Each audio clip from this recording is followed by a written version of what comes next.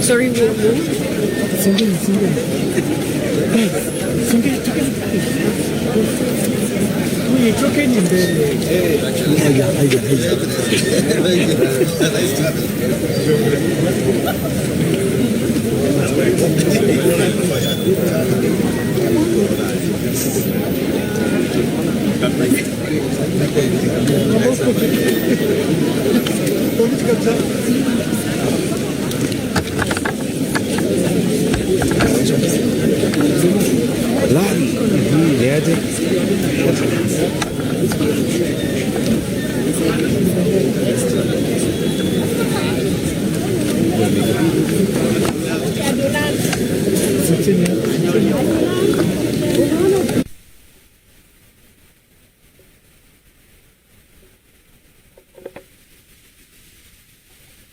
Alafu ende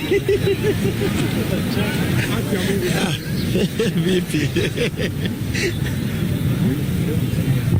Tutasonga mbele.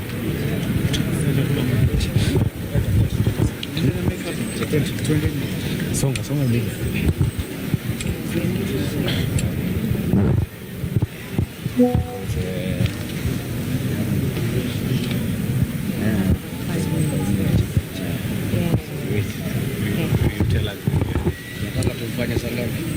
Just top of the hour. 9 o'clock.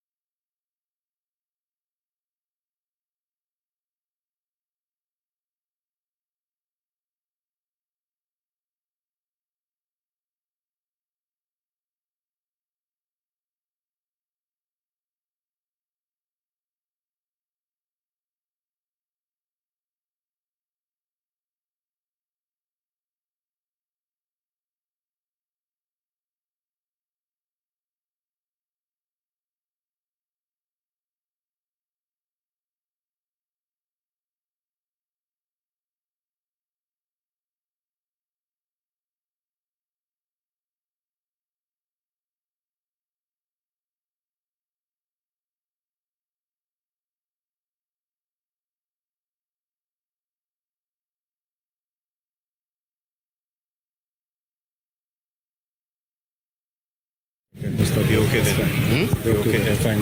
Okay. You are good? Yes, we're good. Thank you very much. I have, on the request of Kenyans, decided to say one or two things as to what is happening in the country before I depart for London, where I'm scheduled to have some meetings. And as I leave, I do share the pain of Kenyans. Kenya is staring at a serious crisis arising from the new prices of petrol, diesel that have been announced yesterday. And the ripple effect of what has happened is that starting tomorrow, matatus will increase their fares, buses will increase their fares, border riders will increase their charges because most industries use diesel. Consumer products will go up, and Kenyans in anguish. As we speak, many roads are empty. Kenyans are not able to fuel their vehicles, and we are staring at a national crisis, and things are very bad. And what we must tell the people of Kenya, the crisis that we face of increased prices for fuel has nothing to do with international challenges. It has nothing to do with the war in Iran. It has nothing to do with increased oil prices in the world. As I said the last time I talked about fuel, the crisis that we face is one of state capture and conflict of interest, where President William Ruto and Gulf Energy are the ones doing the business of fuel importation, and they have topped up too much profit to fleece the people of Kenya. The challenge that we face today has nothing to do with international prices, because when you look at the neighboring East African countries who are importing oil from the same source in the Middle East, their prices are down.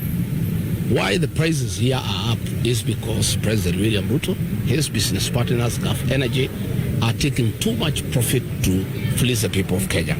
If you look at the comparison, today as we speak, in Kenya, petrol is 214 Kenya shillings. Diesel is 243 Kenya shillings. Our neighbors here in Uganda, who bring their fuel through Kenya from Mombasa by road, which means their fuel is supposed to be higher than Kenya's. A liter of petrol in Uganda is 188 Kenya shillings. A liter of diesel in Uganda is 181 Kenya shillings. If you look at Rwanda, a liter of petrol in Rwanda is 175 Kenya shillings. A liter of diesel in Rwanda is 171 Kenya shillings. Our neighbors here in Tanzania, a little bit higher but way below Kenya. A liter of petrol in Tanzania is 204 Kenya shillings, while a liter of diesel is 210 Kenya shillings. In Ethiopia, a liter of petrol is 138 Kenya shillings, while that of diesel is 149. That tells you clearly that this problem is not international. Our neighbors are getting fuel from the same source, and their fuel is supposed to be cheaper than ours because their fuel comes through Kenya, and they have to pay extra money to get tankers from Mombasa through Nairobi to Kampala, through Nairobi to Rwanda. So what we're having as a problem in Kenya is where the president of the country is a businessman who doesn't care about his people and has decided to make profit out of his people. And that is the crisis that we are facing. And I must also say that this G to G arrangement is a fraud. We had been told when I was in government that it was supposed to regularize prices and cushion the people of Kenya from sporadic changes in pricing system. But the price keeps on going high. And what is annoying is that the fuel that is in the market today is of low quality. You remember the Minister of Trade and the Kenya Bureau of Standards announced to the people of Kenya that they have allowed the importation of fuel with 50 milligrams per liter of sulfur. This is very cheap fuel. Instead of this fuel going down, we would have expected, because the government has compromised on standards and brought fuel with a lot of sulfur, which is dangerous because sulfur, when it is exposed to the environment, turns into sulfuric acid, and that is not good for our engines.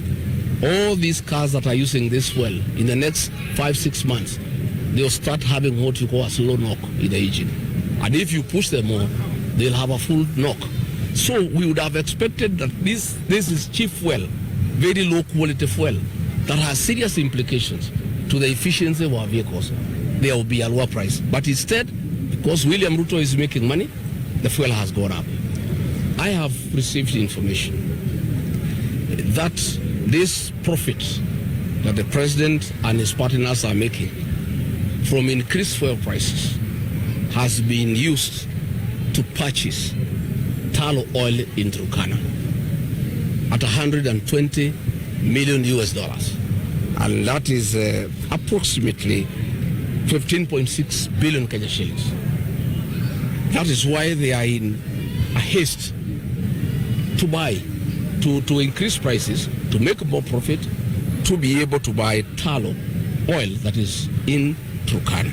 And we have also been told, and we have confirmed, that Gulf Energy have created a fake debt with the owners, with the previous owners, who were forced to sell tallow oil to William Ruto and his partners. They were literally forced out of the country. They created a fake debt of $2.5 billion US.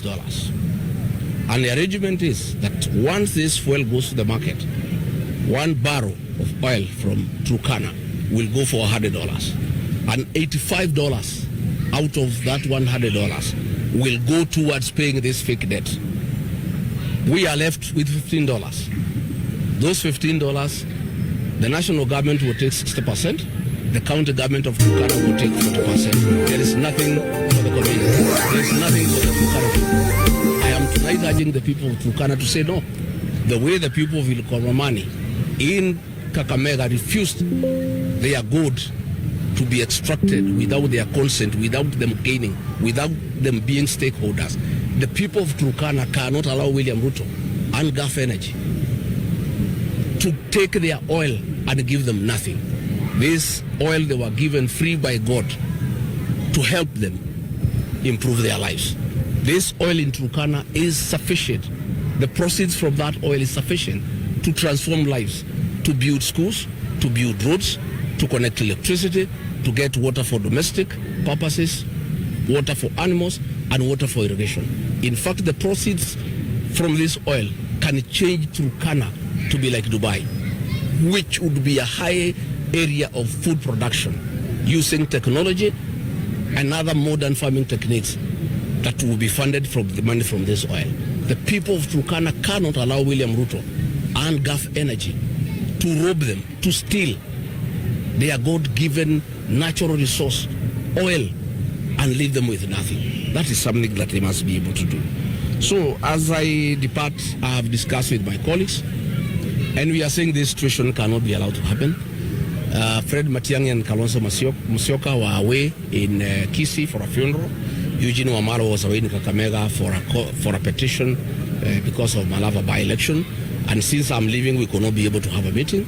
We have agreed we'll have a Zoom meeting tomorrow so that we agree on the way forward, because we cannot allow this situation.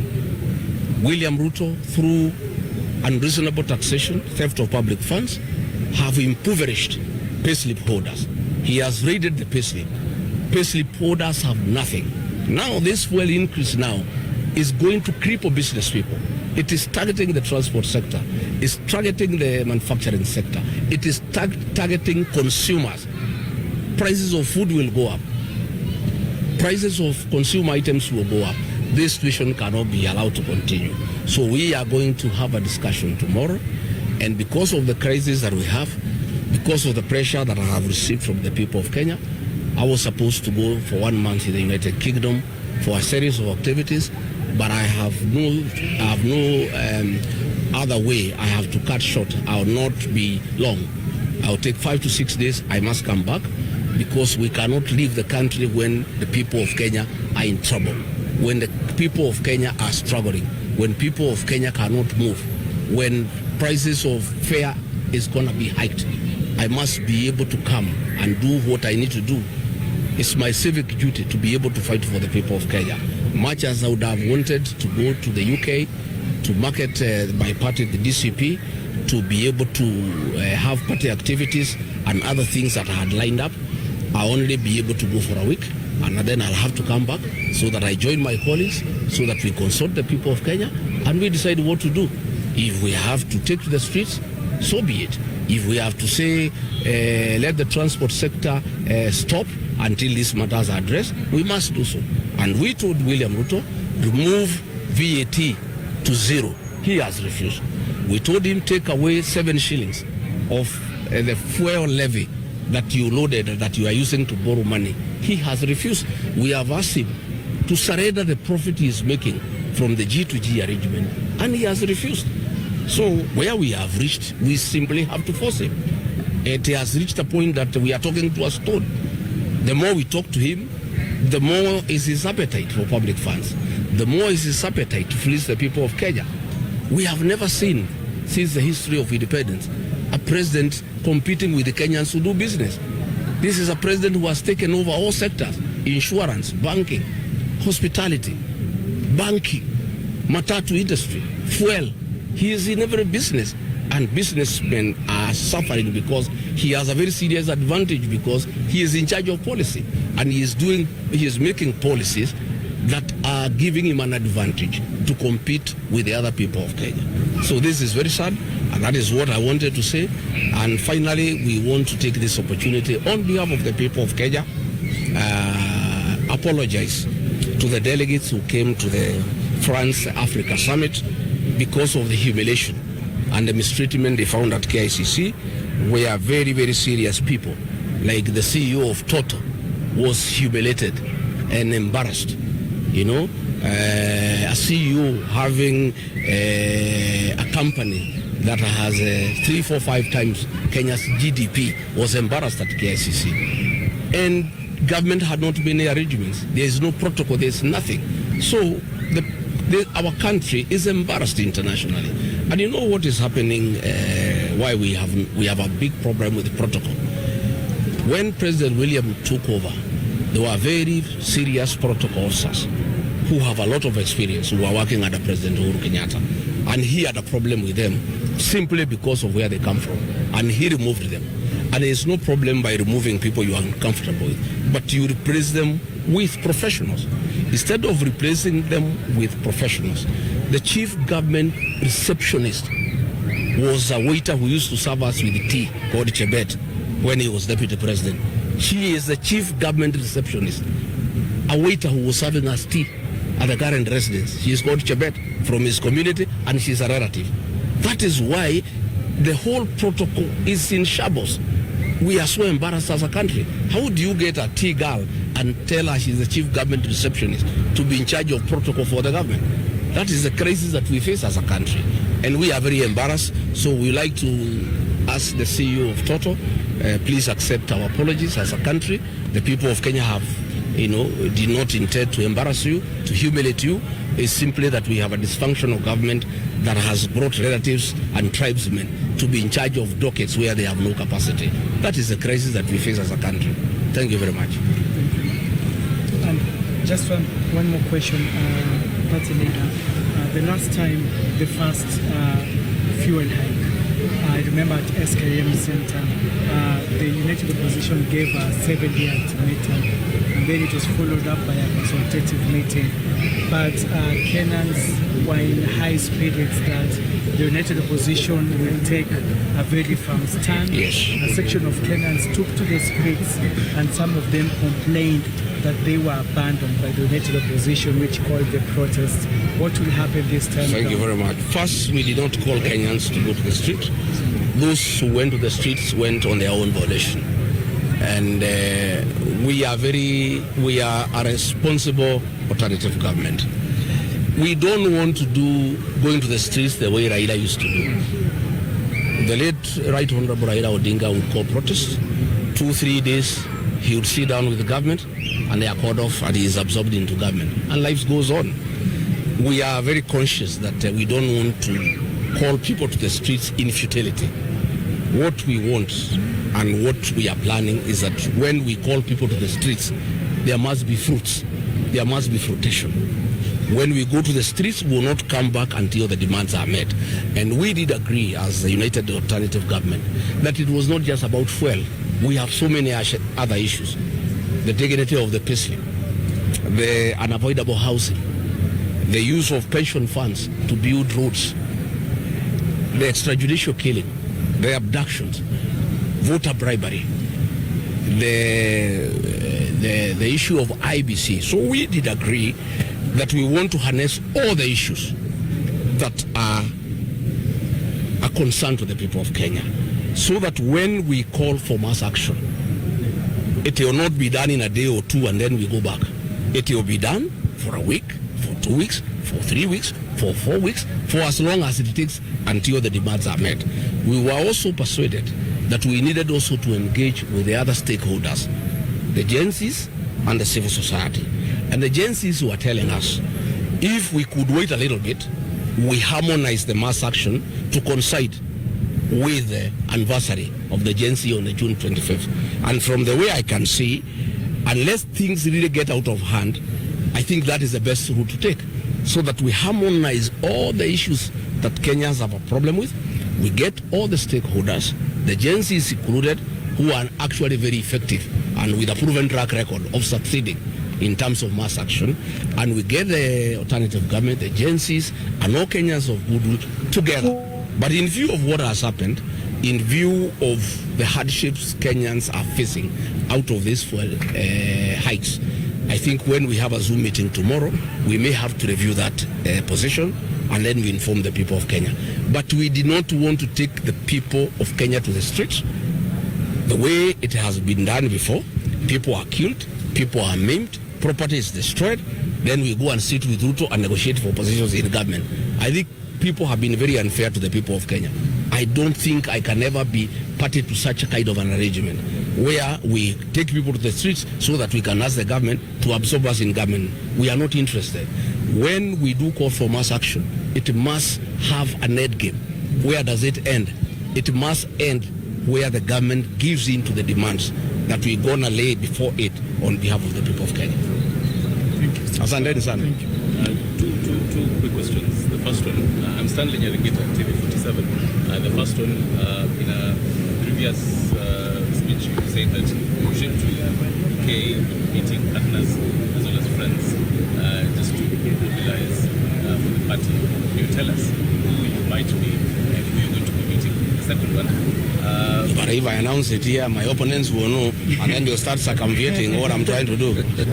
You can't tell people who you are partners, who are your friends. That I can't. Okay. The second one, following the recent by-elections on DCP's results, what is your take? Well, DCP is the party of the moment, the party of the future. We raided Ruto's perceived bedroom, the keepsake nation. I saw the senator of Nandi saying we cannot even get 10-15%. We were there. We gave William Ruto a run for his money. His perceived stronghold, DCP landed there authoritatively and caused a storm. Our candidate got nearly 11,000 votes. That is no mean feat. This is a new party. It's 1 year old today. UDA has been there for 5 years. It's the government in power. And you can see the party of UDA is on decline. DCP is on the ascendancy.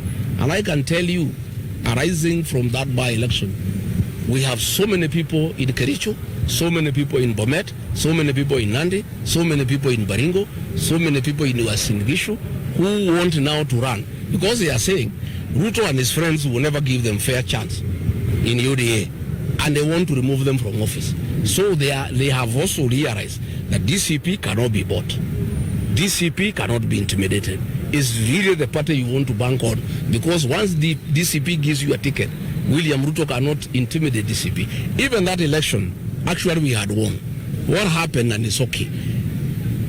Millions of shillings was released the night before in 2 wards, one called Ikiring, one called Magodo, where our candidates were very strong. Door to door, 5,000 per voter. And people having problems, a few of them shifted. We lost almost 7,000 votes from that voter bribery. But the beauty of it is, you can bribe people in a by-election. You cannot bribe people in a general election. That is why we are not worried about the way William Ruto is bribing voters in by-elections to show that he is ahead.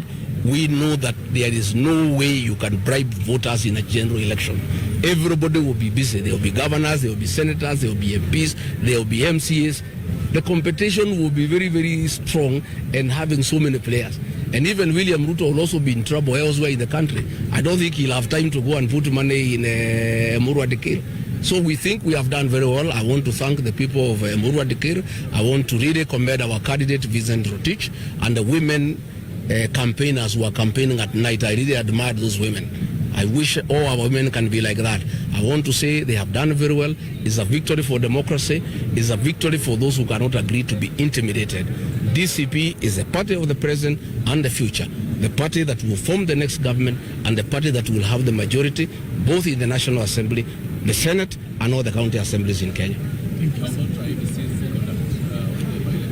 It's one of the issues we are going to raise on the issues we are going to have when we go to the streets. IBC is totally biased, and they have allowed a lot of violence. They have allowed voter bribery. They have allowed public officers to participate in voter bribery and campaigning against electoral rules. IBC is one of the issues we're going to discuss. Asante sana. Thank you. Asante. Haya, mchunge nyumbani.